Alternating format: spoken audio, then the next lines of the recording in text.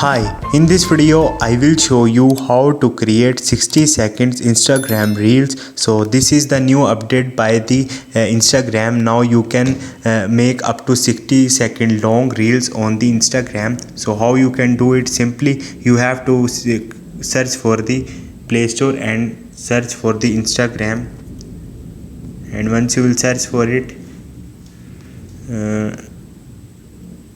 go to the Instagram, and from here you have to update your Instagram first. So first of all, you have to update your Instagram. Once you will do it, now go back and you have to open your Instagram and log into your account.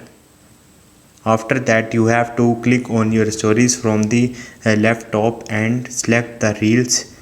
Once you will select the reels, you will see a 30-second option here. Simply you have to click on it, and once you will click on it, you will see a 60-second option here. Now shoot a video on it. So in this way you can create 60-second reels on the Instagram. Hope this video will helpful for you. See you next time. Thank you.